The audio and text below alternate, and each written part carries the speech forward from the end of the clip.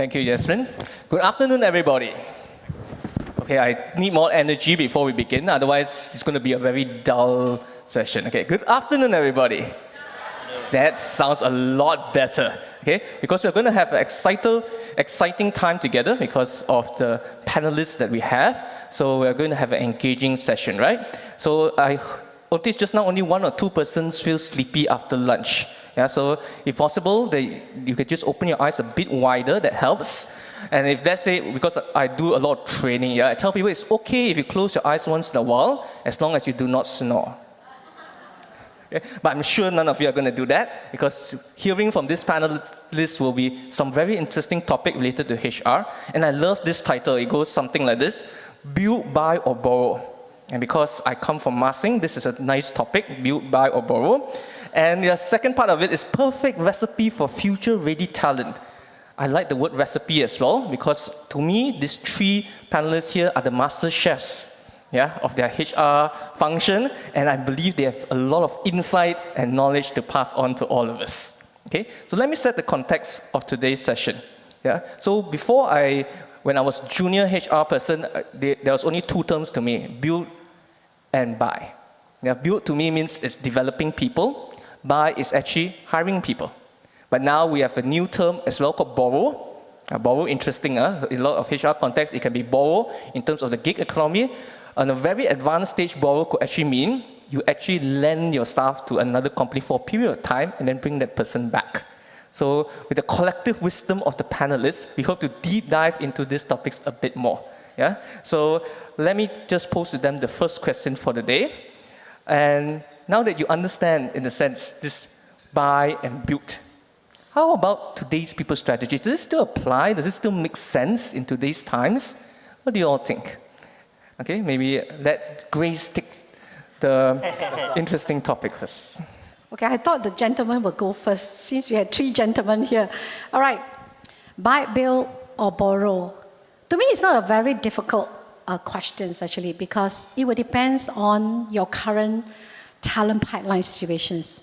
Do you have a lot of talent within the organization that you can tap on, actually, when there is a position to look at your internal resources to promote the person or to fill out a certain vacancy?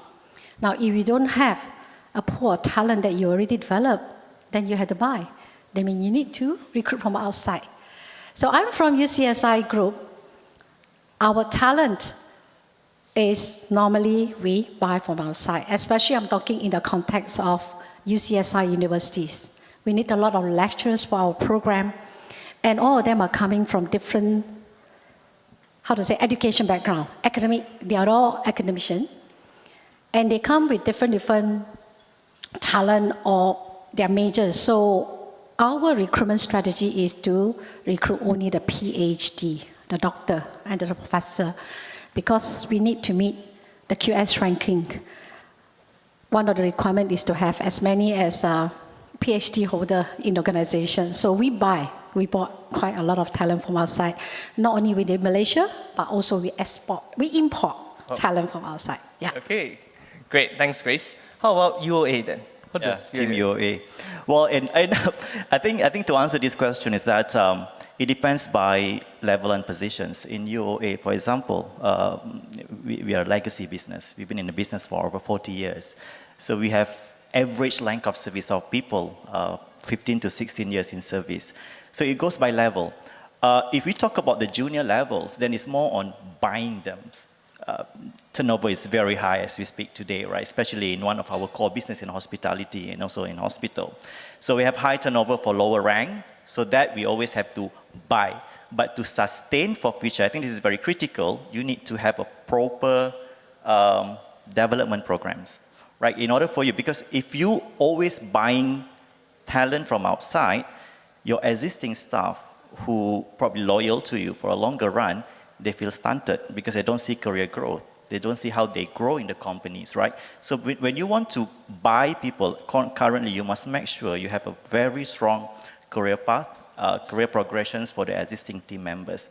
Then for some other positions, then I think it's a mix of buy and borrow, build, buy and borrow. Yeah. Yep, great. I think your UOA Academy does just that.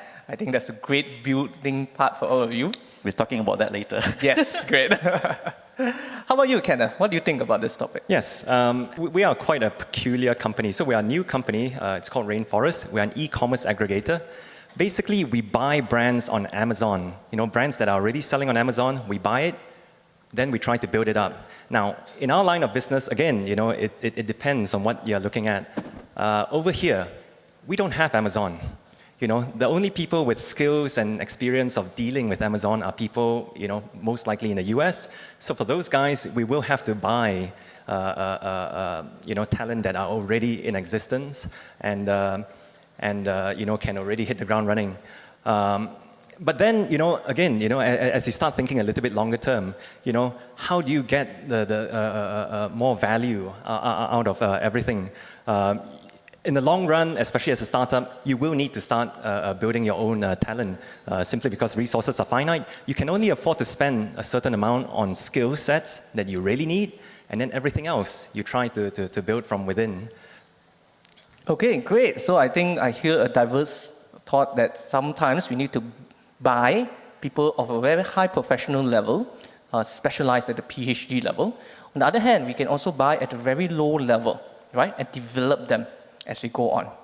Now, of course, these strategies may sound fine for majority of companies, but are there cases where we have to go against this or where it runs contrary to this? Anyone wants to take this interesting question? Well, put it this way. Every hiring manager will ask you for the sky and the moon and the world. No one would ever tell you, oh, I'm quite okay to hire a junior guy, I'll start building him up from scratch. So this is where HR has to step in. You need to understand the business, understand what's critical, and really challenge them, to think further along the line. Is it really crucial, or is it a nice to have option? And we have to be very specific about it. Again, like I say, hiring managers being hiring managers, they will ask for everything, if you let them run loose. Yeah, absolutely. And Heiko, you mentioned just now to buy and then to build. Do you face challenges in UOA to do that? Well, to echo what our friends said here, we face the same problems. Your recruitment manager or your hiring manager has a lot of requests, so they don't believe in build. Because to them, like, businesses are growing very fast. So we don't have time to train people. We want people to ready and able to drive works. But I suppose that what we have done is a long journey culture that you have to start educating your stakeholders in organizations, and this has to be brought up in every manager's forums, and get the buy-in from the top managements. I think once you have that top management's agreements in what you wanted to do and drive towards building talents for future, I think that's the most sustainable approach. Because if you just say, okay, I want people who have experience and I don't have time to train them, you won't have that option much nowadays, right? Yeah. So to me, sustainable and future-proof strategy is for you to look at whether you have buy, build, or borrow is just temporary. The sustainable one is whether you have a proper program for you to grow people in your organizations that make them stay, right? So, yeah. Yeah, maybe I can on. I also believe in build. Because that's why that is where HR play a very important role in building your talent within, and also have a succession planning in place. I remember when I joined my previous company, we don't really have a talent development or build program. So what HR did is that we built the talent. Yes, it would take about 2 years because we had to come up with leadership program for them. You need to assess their leadership competency assessment, and then you need to guide and coach them. We have a coaching program in place. And 2 years, they are ready. So again, it's about planning, whether you already have putting in place about your talent leadership pipeline within your organization. Then when there is a vacancy, when there's a position, or when there's an expansion of the company, you can just easily take from within. You don't even have to get the talent outside. And sometimes it can be very, very costly. And also about the culture fit. It depends on the organization culture, whether this superstar in company A may not be a superstar in company B, because depend on the culture fit in the organization. Yeah, that's a really, really great point. And when we talk about culture fit, because this is the World Cup season, right? So I keep thinking of football teams. Yeah, and as you know, some are great players in great football teams, But having said that, when you want to keep star players in your team, that's when I think we are now emerging for employee engagement to employee experience. I think the earlier panelists all discussed on that, yeah? And just like, I don't know whether certain teams want to keep Cristiano Ronaldo, that's always debatable, but the talents that we buy and build, how does employee experience come into play then?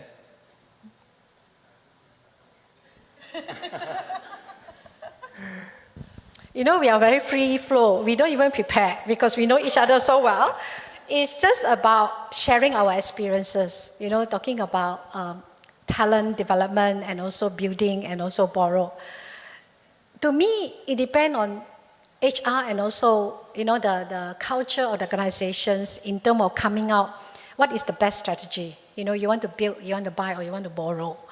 And you also have to look at the existing employees diversity that you have. For example, I may have a group of employees in the organization or in the department. Do you want a new person or new blood to come in? Then you need to buy. Or you're okay with the existing culture, they are a good performer. You don't need to rock the boat and then get somebody in. So it depends. You know, to me, you need to do the analysis. You need to make your judgment call sometimes. And that's why I think HR play a very important role in deciding, you know, what kind of strategy that you want to take in terms of talent identification or talent development in that sense. So that is my take in terms of we need to make the decision or the judgment call, depending on the situation that we are in. I think, to me, at UOA, we embark into our employee experience life cycle process right after the pandemic. So what we did, we look at the first point where you are engaging your potential employees up to the point where they exit your employments, right? So we look at all these employee life cycles, and then we have looked into what would be the right strategy for our organizations in order for us to make sure people that we buy, build, stay. Because experience will then lead to engagement.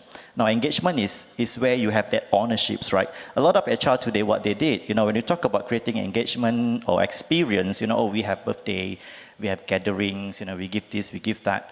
But does your employee take ownership from what you did? Because once they take ownerships, they're being part of it, and they feel that they're contributing towards organizations. So what we did when we craft our employee life cycle strategy, we have these three in mind that guided us, which is from the human truth. Number one is you understood. We have in mind that every employee, they want to be understood. Number two, as special. Everyone in organizations, they want to feel special. And the last one, B, belongs. They want to be part of the organization. How much you have time to listen to them and ask what they think about organization. Take what the feedback and put into your action plan. I think that's a critical to retain people. That's simply great. Kenneth, anything to add on your side? I mean, just one point, you know, and it's, you know, the thing about employee experience is that to some extent, it is what it is. And we have to be very honest about it. You know, we can have a lot of lofty ideas about how we want the employee experience to be, but what it is in actuality is also probably more important than anything else. Like, for example, if your workload is high, your workload is high. You know, however you try to mask it or have fun activities here and there, fundamentally your workload is high. And that's also something we have to be very honest with candidates to start off with. Some things you can change, some things you can't change. One good example, you know, and this is where sometimes you have to challenge people. It's like I recently had a conversation with one of my finance controller, and she said, "Hey, look, you know, we need Big Four people with Big Four experiences, you know, in our finance team, because you know we need all the skill sets, you know, they need to be able to take the pressure, etc., etc." But again, you know, you have to start thinking. We're a startup. We're a 2-year-old startup. Workload is high. We know that. Now, would some guy from a Big Four want to join us? You know, they've probably been through it. We know they can take the pressure, but do they want to in future? Many Big Four people are probably looking for a cushier job outside. You know, they probably want to join a big firm with lots of staff under them. Now, would they want to come over and slog it out, you know, with us when they're already doing the same over there. So we have to be very mindful about what exactly we're offering people. Are we targeting the right people? Do they have the right motivation to come in? And if we can't offer them, something that they already have or they want, then it's a wrong fit. Conversely, we probably need to start targeting people who really like the culture that we have. They like the vibrancy and the sometimes the chaos of a startup simply because they want to learn something new. So that's also something that we have to be mindful about. Maybe I can add on about employee experience. Very interestingly, I joined UCSI for about 10 months already. Very interestingly, instead of using the language, the wording that they use instead of employee engagement, we call it staff happiness. Staff happiness index, and for the students, we call it students happiness index. And we just conducted a survey recently. It's very interesting to find out the questions that was actually done by our poll center for the universities. It's actually from different universities. They have this staff happiness index and also student happiness index. The questions are very different than the normal employee experience that we would have. University is different. Talking about harmony also. Harmony and mutual, but this is more on Malaysian context in terms of diversity and different racial that we have background, religion background, whether they feel safe, working in the university or studying in the universities. That is one interesting factor. Another factor also about their life, whether they are happy in their life when they are working in the UCSI, and also about mental health. There's also a question on mental health. So very interesting questionnaire that was actually coming out from our poll center, and we did it within. We did not engage consultant or to do it, so we saved a lot of cost. So if some of you want to do poll, please contact me, because we have a research center or poll center who can do the research at a very reasonable fee. That's what I discovered. So I don't have to actually look for other consultants to do it, like what my previous company, we spent like 200,000 to get the result, right? So this is something very interesting that I thought I can share with you guys. Thanks, Grace. So now we know there's a happiness index or happiness survey. Interestingly, I also did a happiness survey in my previous organization. So we are all on towards the country Bhutan. We focus on happiness. Great stuff. Okay, so I'm going to give a chance to the crowd to ask questions as well. Does anyone have a question to ask the panelists? Because I'm doing all the grilling, yeah? So it's maybe your turn to give them a question. Anything you want to ask? These are all head of HRs, CHROs, so you get a chance to really put them on the spot, like I have the opportunity to do so. Any questions? Oh, great, you're giving them a good time. So I do more grilling, lah. Okay, I really want to appreciate all three of you for your thoughts. I think let me end with just this general question to end the whole discussion, yeah? So now that we talked about the buy, the build, and the borrow as well, is there any strategy change that we need to take note of as HR professionals into 2023? What we're doing today and what we need to do next year? Anything we need to do with this buy, build, and borrow strategy? Maybe I'll ask Kenneth first on this. Yes, 2023. I know Fong Tuan earlier said we should never use the term unprecedented. But yes, we are heading into headwinds. I think a lot of people are quite aware. In the tech sector, for example, you already start seeing a lot of people having rationalizations.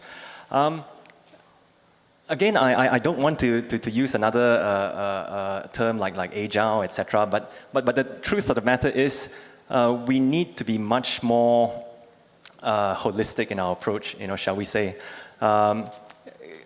And whenever I think about building teams, I look at it in that context. It's a team. It's very easy to say, this individual is good at this, that individual is good at that. But ultimately, also, we have to look at various aspects. Team, as in, you have to make sure each of your bases are covered. The team as a whole will have certain skill sets that they either have or they can build. They can hone and train over time. The second thing also is that I always, again, like to look at things in two aspects. What people can do for the present and what people can grow into the future. And that's also another thing, headwinds, unexpected situations, etc., these things will happen regardless, and you have to make sure that your people are sufficiently capable of learning and growing into whatever the new situation is. I mean, I always tell my team the same thing, The great thing about being a small company is that you have a chance to do everything, and you need to embrace that as an opportunity to grow. The slight problem sometimes, with companies that are very large is that you have specialists to do everything. Now, good and bad, good is that you have a lot of specialization. The bad thing is that sometimes people find it difficult to then cross over and learn new things. But in a small team, you are unencumbered by a lot of legacy issues, and you can take it from there. Try to learn everything, do everything. And I tell my staff the same thing. Even if you end up not staying with me, you will find yourself a good career path elsewhere, and that I think sometimes as HR leaders, it's a sort of a mindset we need to instill in the people that we have. Always continue to learn and grow and do everything as much as you can. Yeah, great. I love the growth mindset. Thanks for that. Haikal, how about you? At my organizations right now, what we're doing is we look at the organization designs post-pandemic. So we want to move towards more agile and lean organizations, right? So, but again, it's about preparing our people about what's next. So there are a lot of exercise that we're doing right now, looking at the new way of running a business. I give you a very simple example. We own 4 hotels around Bangsa South and also in Cheras.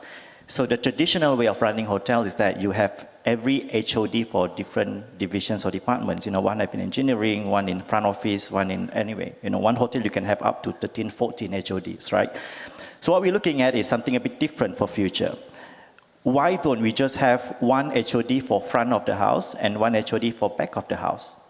So because it's the same job anyway, right? So you don't have housekeeping manager, you don't need a maintenance manager, you just need one that take care for the back end of the job, and one that take care for the front end of the job. And likewise for staff in the lobby of the hotel, for example. Why do we need a concierge? We need a bellman, we need a bellboy, we need a reception staff, housekeeping to sweep up the floor, right? So why don't we just have one staff for the front of the house and staff back of the house? So they take care of multiple and various areas within the front of the house. So you actually breed more skills within one employee. So we are looking into this strategy across our business at UOA groups, and it will take 2 years, to complete. But we are heading towards that directions now. Oh, very interesting. Great, Grace. Okay, I will talk more on the university because I found that it's very, very interesting in terms of buy, sell, and borrow. I discovered that for dealing with academicians is so different than the corporate employees. They are all professors. They are PhD holders. So I had to address them as doctor, associate professor, and so forth. Now, I also discovered that in terms of the career development that we have, this one talking about build, that actually for higher education, they have the blueprint for the higher education, how we are going to build the talent within. So I'm going to study about that because I think in the Malaysian higher education, they are talking about Orange Book. If some of you are from the government, I just discovered that they have a very structured development program for the academician. When you started as a lecturer, how many years or what are the criteria that you need to meet before you go to another level in terms of promotion criteria, for example? It can be in terms of the research that you have made, publication. So from lecturer, assistant professor, associate professor, and professor, distinguished professor, and so forth. So they are already a very structured program. So what I intend to do is actually to build, because we have quite high turnover in terms of the lecturer, and we have to buy, and which is very, very costly. So it may take 1 or 2 years to build, but eventually, I think the investment is really worth it because in the next 2 years, we don't have to buy too many, but we can actually promote from within. In fact, we already did that. We have a promotion exercise where they need to meet certain requirements before they can be promoted to the different level of the academician. And also, they are very structured as well. We have what we call a university constitution, something very new to me as well, discovering. When you want to have a promotion exercise, you have to have panel of interviewer, and there might be certain position in organization. Vice Chancellor or Deputy Vice Chancellor and so forth. So this is something that I thought, next year is already in the pipeline because we already have our university strategic roadmap where we set all KPIs for the organization to achieve to be where we are in the next 3 years. So very interesting. I think I'm actually very amazed with next year what is coming to happen. It's going to happen in UCSI universities. Yeah. Sounds wonderful. So to just sum it all up, it looks as though Grace is saying that she's taking from a recipe book, a tried and tested recipe book, and she's going to cook up a special meal for the organization in 2023. Whereas Haikal is going forward towards his plan of looking at the JDs, the job description. Can we think of it a bit differently? Yeah, traditionally, we always say job description only when there's a vacancy, then we go and change our job description. Right? But can we now think currently for next year? Can we actually build our staff further by actually thinking what job description actually fits the organization as well? I think that is what we also discussed in the morning about HR professionals bringing business value to the organization, not just changing job description for the sake of doing it. Yeah, and Kenneth has a very interesting point about holistic. Holistic, whether we are hiring, holistic, whether we are developing people. Let's think holistic. Let's just don't think only one aspect. Yeah, because life is very different from your organization, from my organization. We need to cook the right recipe for the people ahead. Yeah. So all the best to all of you. Thank you very much, panelists, for joining us. I think you're all great master chef of HR in your own organizations, and I wish all of you become great cooks of your own HR organization in the year to come. Thank you, everybody. Thank you, everybody.